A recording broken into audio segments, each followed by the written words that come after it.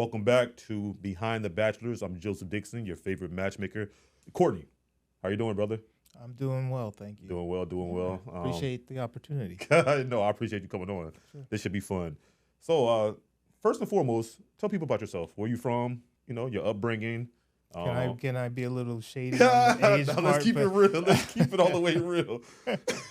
So I was born in Queens, New Okay. York, and then I grew up in Long Island, Okay. and now I live in Winston-Salem, North Carolina.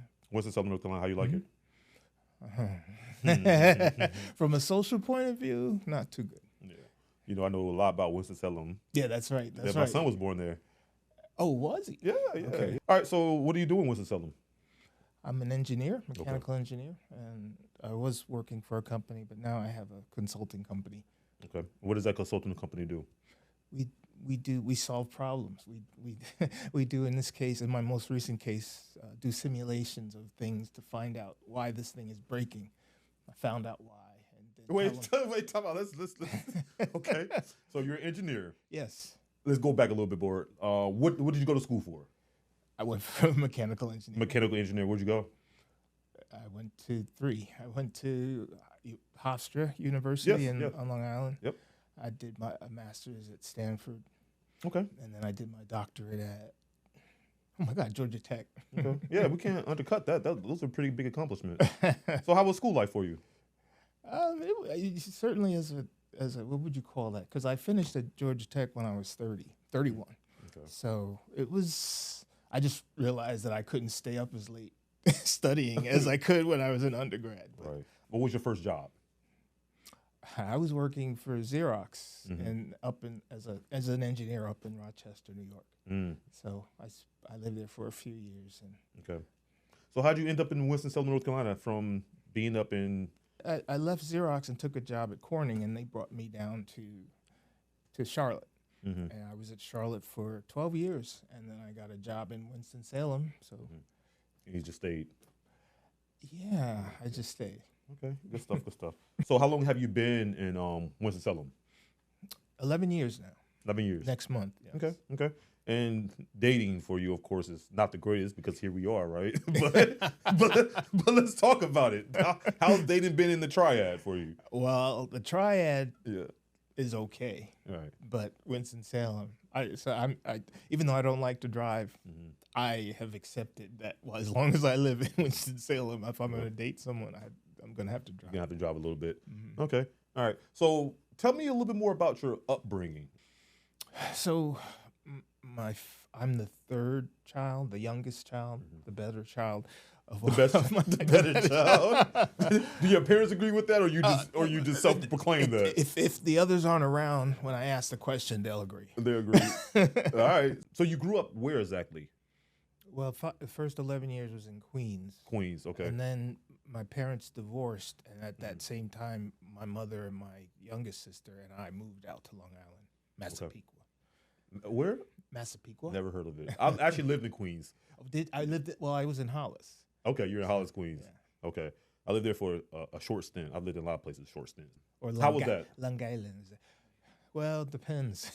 Yeah. I'm just gonna say there's an expression called the Deep North, Right. and usually the South is associated with racism, but Yeah. I've had my share of insults hurled and Right. Were you like the only black kid in the class, or? no, this was just walking around. In fact, I got used to it. When you see a bunch of white boys in a car slowing down, they're calling down to call you the N-word. And actually, I remember the last group that did that.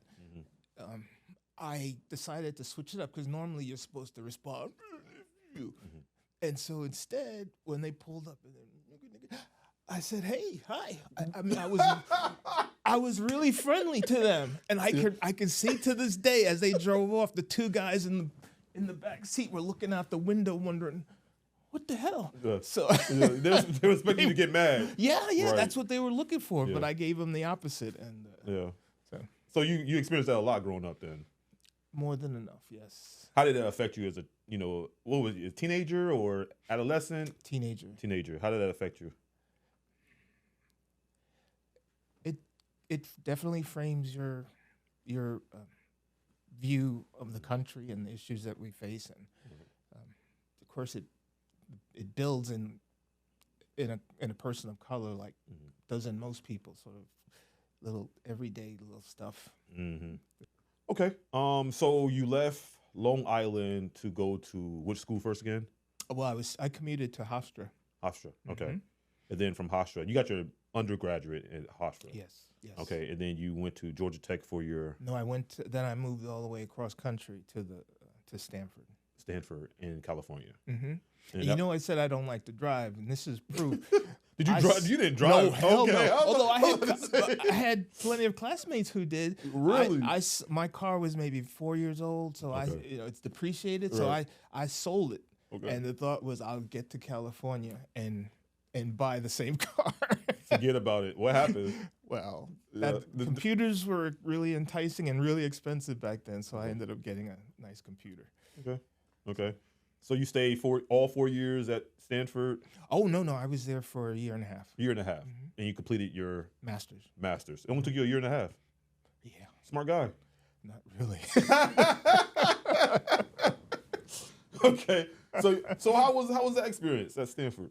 I'll tell you, if you're used to being, say, average intelligence or maybe even a couple ticks above, right? You get on a campus like Stanford and you're dumb. You realize there's levels to it. Yeah, well, there are levels, but normally you're on the higher side of 100. But no, it's a place like Stanford. You really did it humble you or like?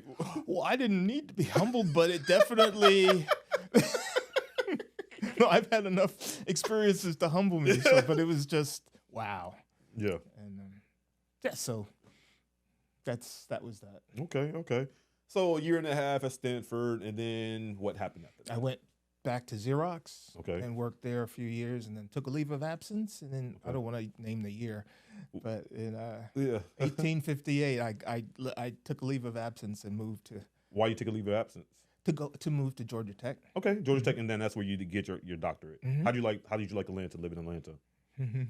A little different than. So this was a while ago, and I'm sure it's only gotten crazier, but too many people. Okay. and just what year was it when you were down there? It was in the late 90s. Okay, yeah. So that was my first Freaknik. Yeah. In 94. So you went to Freaknik? That was I didn't. No, that was the one. Did you go to Freaknik? Yes or no?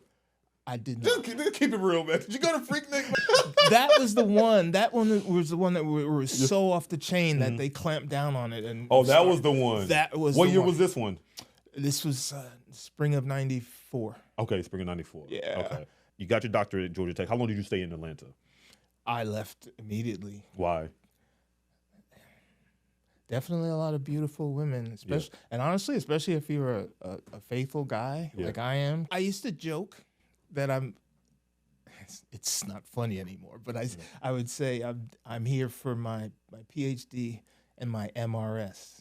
What does that mean? Mrs. MRS. Oh, okay, gotcha. Okay. So I'm here for my PhD and my MRS, and I left with the easier one. The one that was easier to get was the PhD.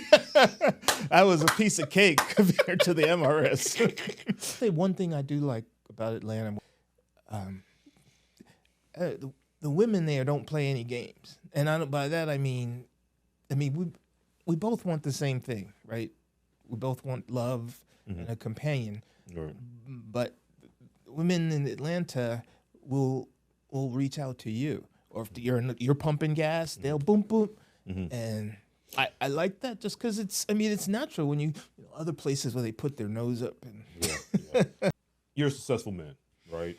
Why you shrug like that? You have your PhD. That's, to me, that's successful. Not many black men have a PhD, right?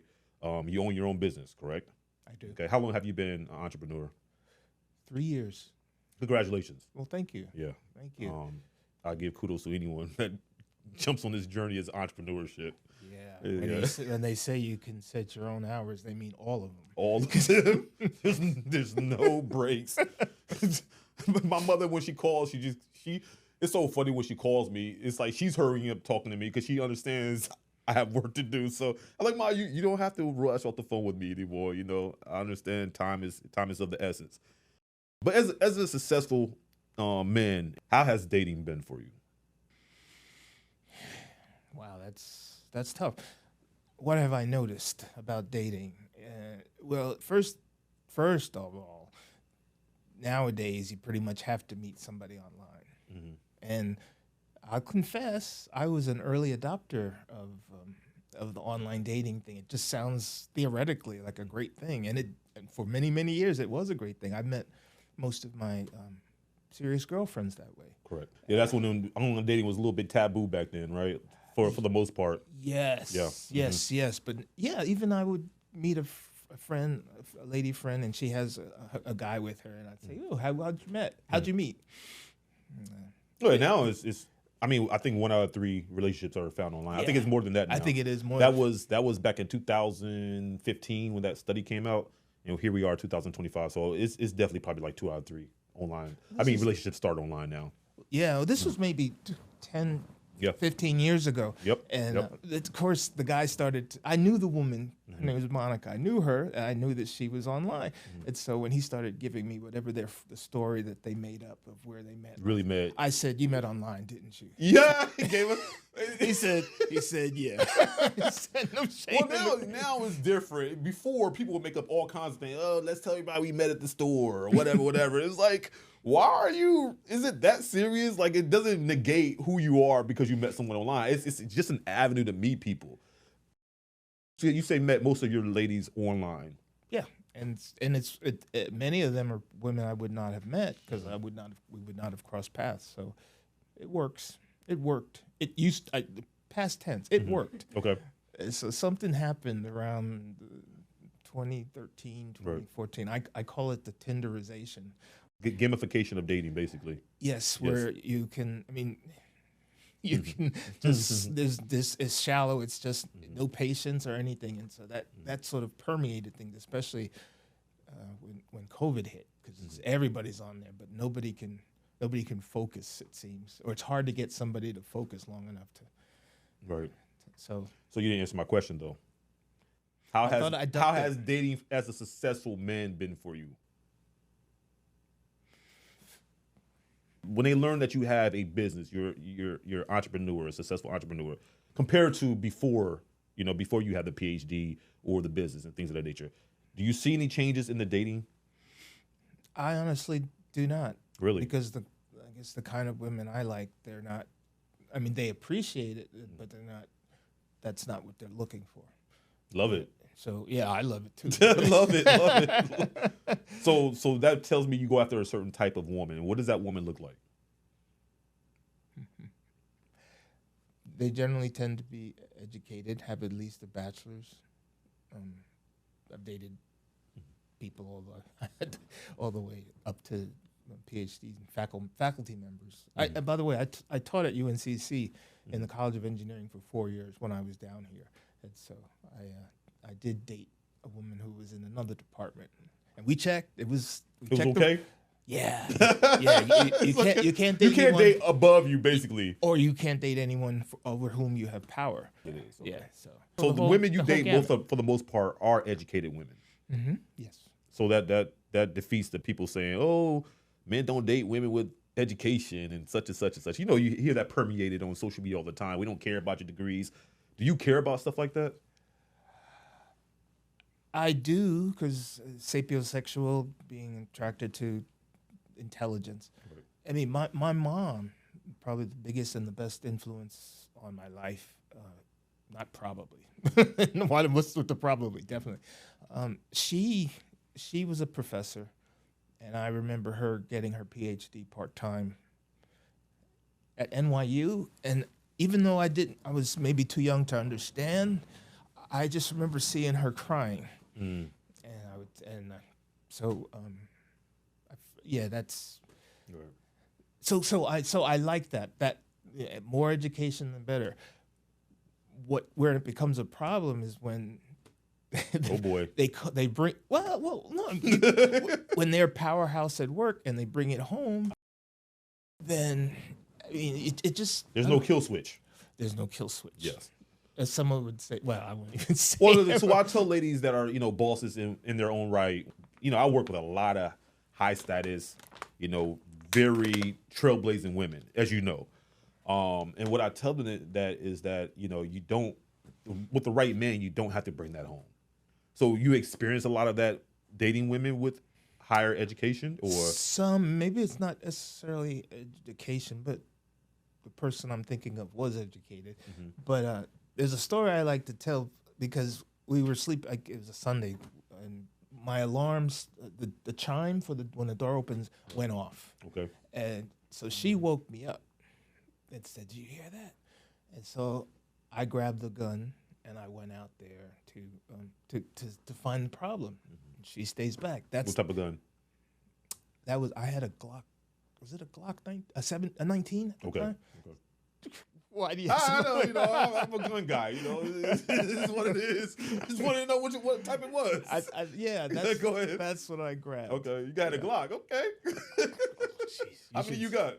I'm not telling. I want. If anybody is interested, I don't want them to think I'm some kind of psycho gun.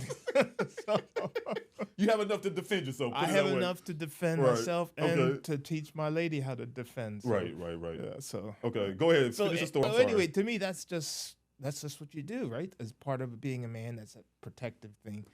Right. But I remember, and this is kind of trivial, but it shows the point.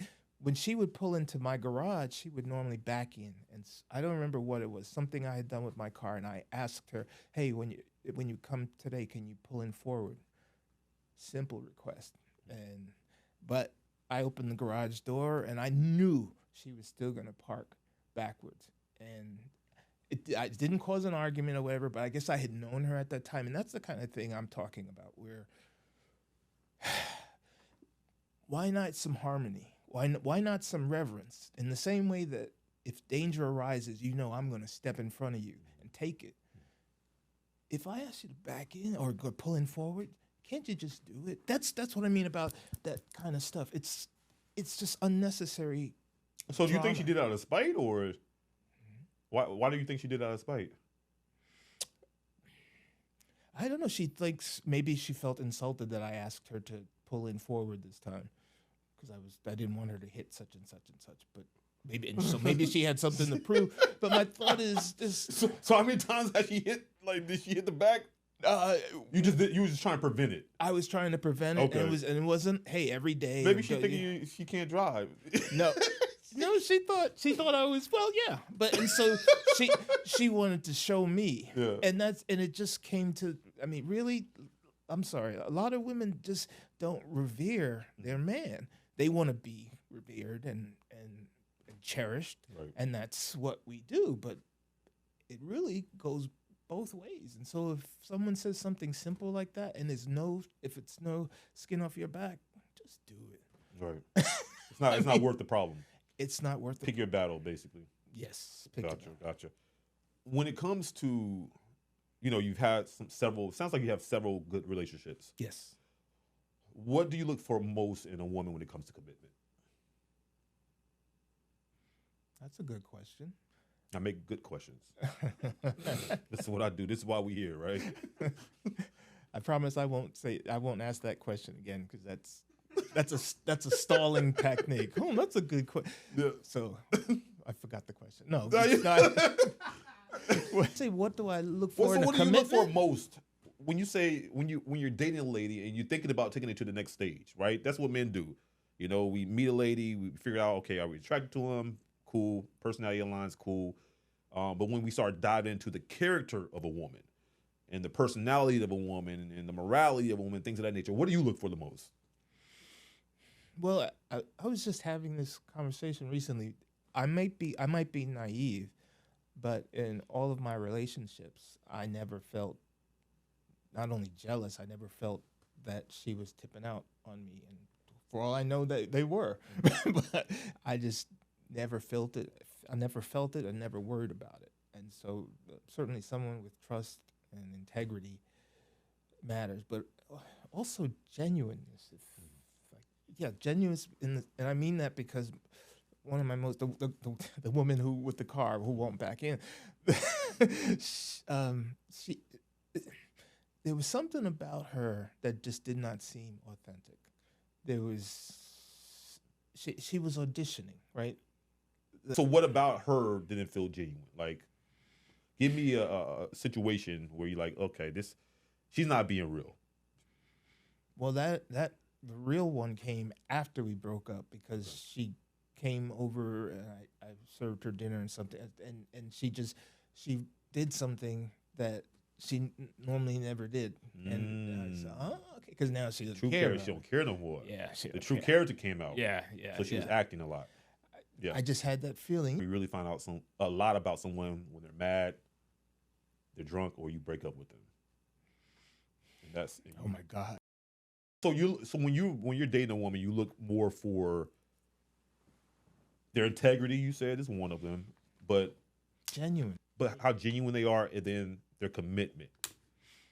They're genuine, and just if they can just turn it off when they come home. Stuff that we were talking about. Right. The feminine energy is more feminine energy than masculine energy. Definitely. You prefer more feminine type of women? Oh, absolutely. And so let's be straight. My mom was a progressive sister, and like I said, she went all the way to get her doctorate. And she was also, I guess, she instilled in me the importance of equal rights, and that just seemed natural to me. So, and I've been in situations at work where maybe there are no women around, but someone would make a comment, and I'd challenge them. I said, "What do you mean by that?" This guy was talking. He said, I remember he used the word talking about this other engineer, Kara, but she wasn't there. And he said, well, maybe it's just her being the inferior sex. Wow. Yeah, that's what I said. What? Wow.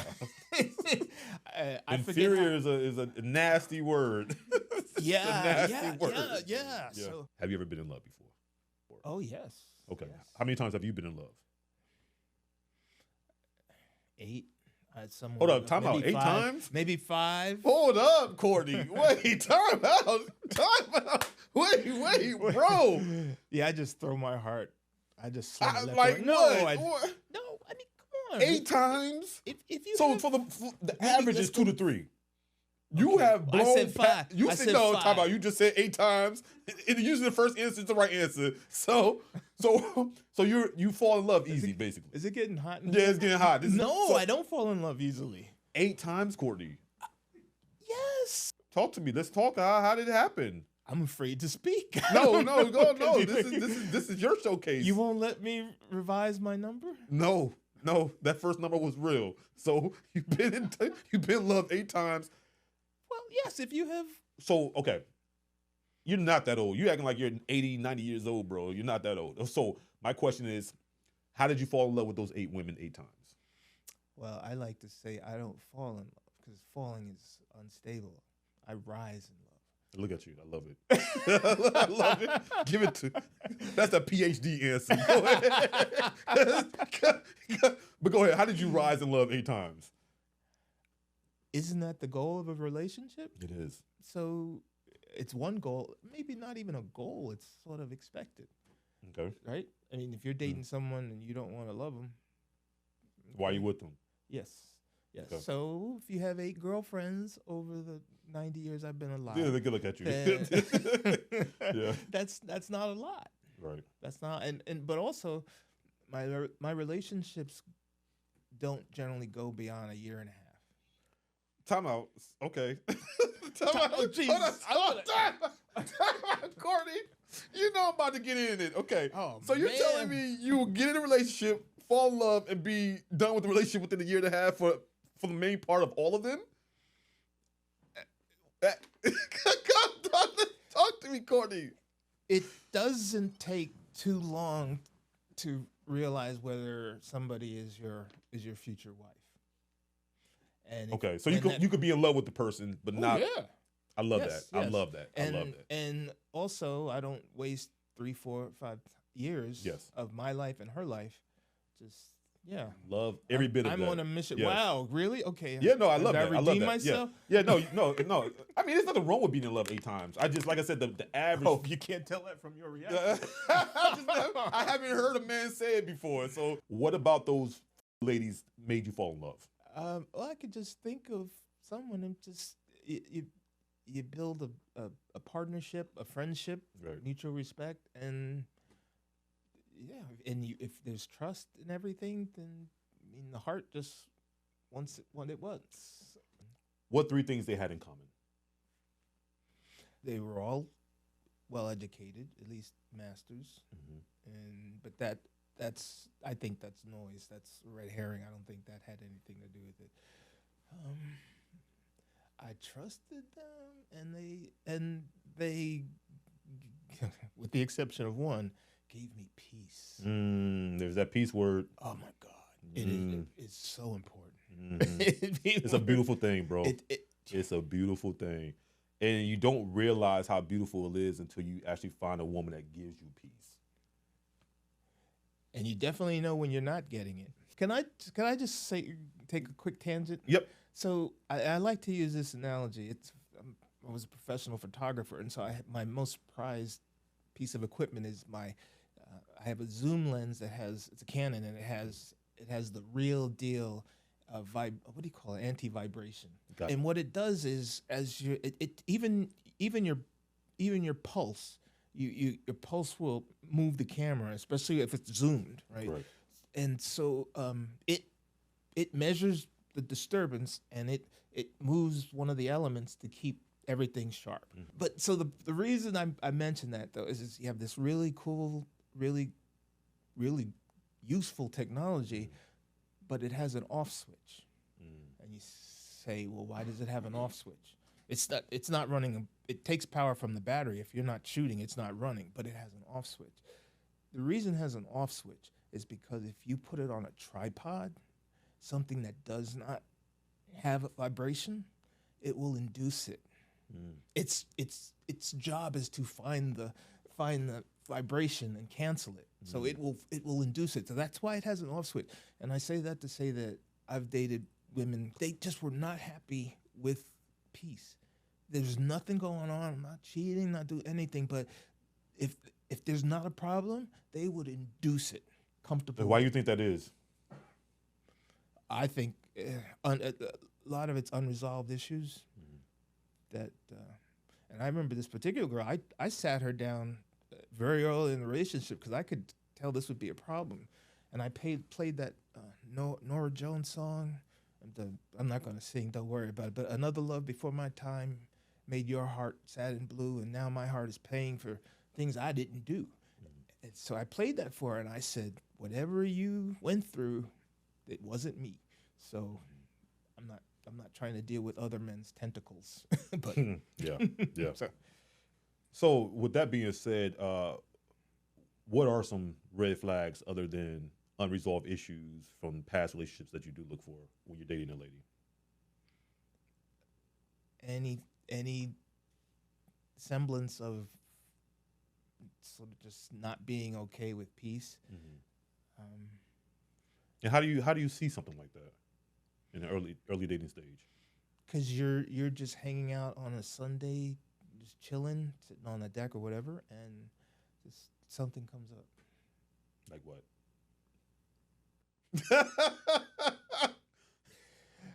Okay, fine. Yes. Let's go back to Foyer. I had my ex-girlfriend before her. Her name was Vera, but Vera and I were apart. weren't broken up, but she knew the name, and so I was talking with her, and she said, "What did you just say?" I said, "What?" She said, "You called me Vera." I said, "No, I didn't. It didn't even fit in the context." But what happened was when I replayed it, I did a contraction of there are. So I said, there are plenty of that. That's what she heard, and that's what caused that argument. Because you called her another woman's name. I said there are, or the contraction of that, there are plenty of reasons why. Oh, she heard it different. Yes. And the Vera didn't even make sense. If you took the context, right. what I was actually Did saying. she know about Vera? Oh yeah, she knew. So Vera was in the back of her head. Yes, yeah. Okay. But that's what I mean. Where I wasn't even Vera was no threat. I wasn't seeing Vera or whatever. She was just in the past, and yet just having a conversation, just suddenly out of nowhere. Right. I know what I heard. Okay. So that kind of thing is definitely a red flag. What is your biggest deal breaker or non-negotiable? Fitness. Okay. And no one has to be, we're not talking about being a triathlete or anything, but take care of yourself. And I mean, I'm not sitting here with a big old belly kind of asking for something. Well, I had to open up a button. Yeah. Well, one button, but sure, we age, we get a little extra stuff here and there, but just manage it. Don't just let it go. And that's not to fat shame anyone or anything, because it's what I'm not alone even in that. When it comes to dating black women, one of the biggest complaints is fitness. So that's okay. Tell me a time where a relationship that you were in warped your ideas of relationships. I won't say warp, but I know it. There was one a while ago who loved her and everything. We broke up, and I was that was my first real breakup, and it was hard. It was really hard. I remember calling my mom was living in Tennessee. I was up in Rochester, and my mom heard how upset I was, and I called her back later, and she says, "The dog's going in the kennel. My plane arrives at such and such." I said, "Thanks, Mom." It was that bad. Because she'd never seen me like that. Wow. I had never seen. How long were you together? A year. Okay. A little more. Okay. But yeah, anyway, I learned a lot from that, and even, especially that was my first time going to counseling, and good for you. Yeah. How long did it take you to heal from that relationship? Any day now. No, still healing. No, let's keep it real. If you still healing, you still healing, bro. No. How long did it take you to heal from it? Like maybe a year or two. Okay. So what was about her that really, just the severance of the bond. Right. She moves on, and yeah, it was just hard. And she had no idea I was going through all that. What I was going through. Well, as men, we don't, allow ourselves to be vulnerable and show those types of damages because we're men. Women have that circle of sisters, and they could call and get together and come on over and crown each other's shoulders. As men, bashman, yeah, right. We don't have that. So when we go through heartbreaks, it's tough. It's tough, and it takes longer for us to get over it. You think so? It takes definitely, yeah. I don't think, because the thing about with men, when we fall in love, we fall in love, right? There's no other. I don't fall. Remember? Oh, go ahead. We rise. We rise. I'm sorry. We rise in love. And again, we don't. As men, I say between 2 to 3 times we broke that mold, but we don't fall in love much.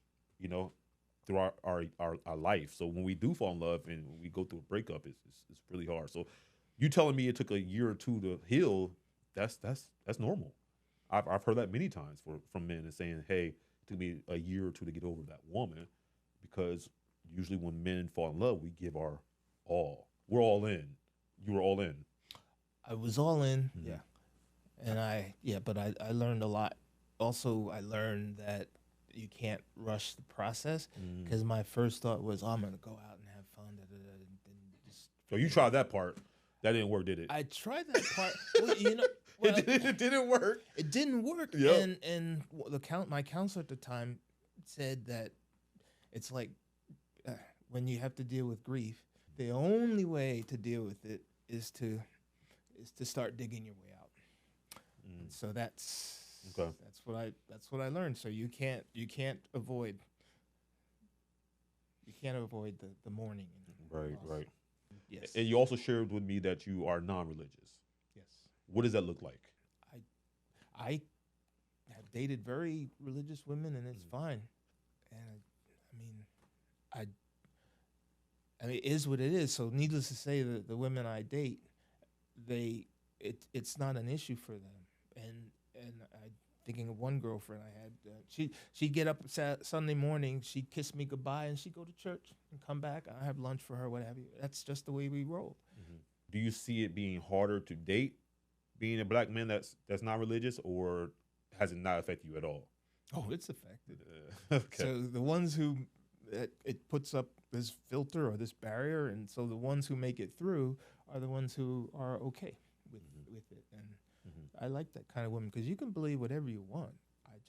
You've dated women that are Christian, women that are Muslim, and things of that nature. You're okay with that. You just say, oh yeah. It's whether they're okay with me. What's your ultimate goal when it comes to dating? I would like to be married. Okay. Although I've met a lot of, especially when you get to a certain age and women are in their mid-40s or what have you. A lot of them have been married, and some of them don't want to do it again. So, but you would be okay with marriage. I would like it, and even to those women, I said that the highest honor I can give a woman is to get on my knee and make her my wife.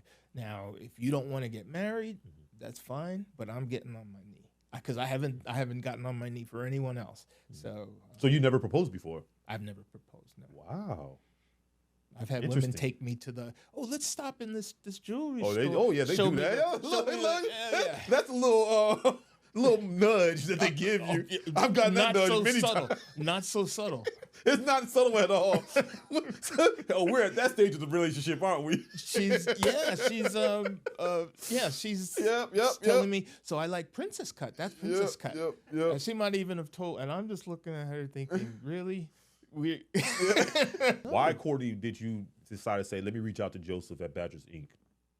Because I had used the dating sites to some degree of success.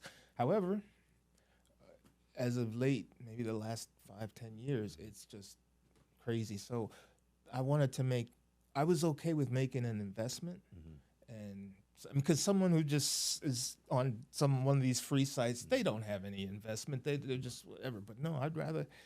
I'm serious. I've paid the money, and I meet someone else, and she's serious. And when you're working with the matchmaker, it's convenience, because everybody I work with, they got a lot going on. You're a business owner. You got a company that you run. I just signed a lady yesterday. She's in Hollywood right now. Uh-oh. She's on sets and things of that nature. She doesn't have time to meet nobody. And then she told me that everybody she does meet is trying to pitch to her. I've been in this industry over 13 years now, and I have a huge database of singles. And there could be someone literally 30 minutes away from you that you would never meet in your life, but it opens you up to that new dating pool. Well, you get what you pay for, right? And it's nice. I mean, I'd rather not pay. Right. But Don't we all? Yeah, I'd rather not pay. But what we do here is, the value compared to some of the others. Oh, you mean the places that charge those crazy? Exorbitant. $100,000 matchmaking. I'm sitting here like, wow. I work with millionaires. But I still couldn't fix my mouth to say, hey, I'm going to charge you $100,000 for matchmaking. It's crazy to me. Any of those millionaires women? Yes. I work with right now, I'm working with 4 or 5 ladies, VIP ladies that are millionaires. Yes. So I've worked with ladies that are in the WNBA, doctors, dentists, lawyers, business owners, actresses. It just runs the gamut. But at the end of the day, it's all about who you match with, All right, ladies and gentlemen, I appreciate you guys tuning in to another Behind the Bachelors with Courtney. He's been a great guest. Ladies, if you've heard anything that piques your interest in Courtney, I would love to hear from you. Go to badgersinc.com, and I look forward to speaking with you.